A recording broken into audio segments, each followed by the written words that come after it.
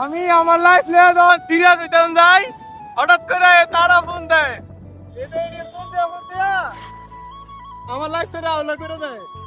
আসসালামু আলাইকুম গাইস, কেমন আছেন সবাই? আশা করি সবাই ভালো আছেন। আর আজকে আমাদের কাঙ্ক্ষিত লোকেশন আখ খেতে চলে আসছি। এই যে চাষি ভাইয়ের পিছন পিছন আমাদের আলামিন দৌড়ে দৌড়ে যাইতেছে।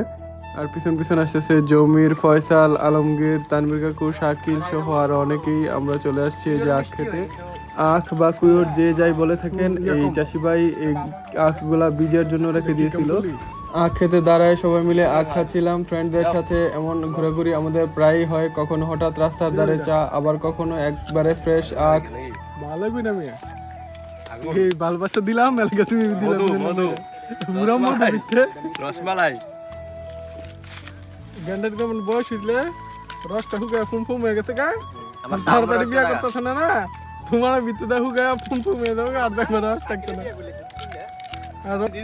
ওটু তুলে খাই দাও এটা, তোমাদের কি বড় আছে মিয়া, এটা খুলতে যাও দিব। ধরো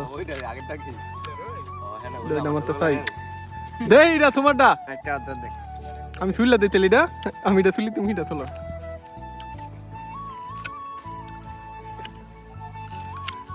ভাই কুয়োর দিয়ে যায় তো ফুরন হয়েছে গা।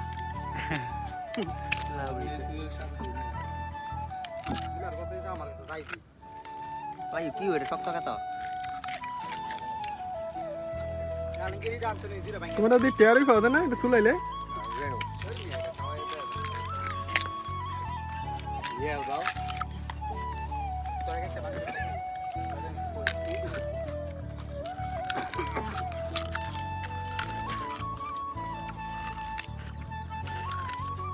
ভাই বেরিয়ে যাবো আইন।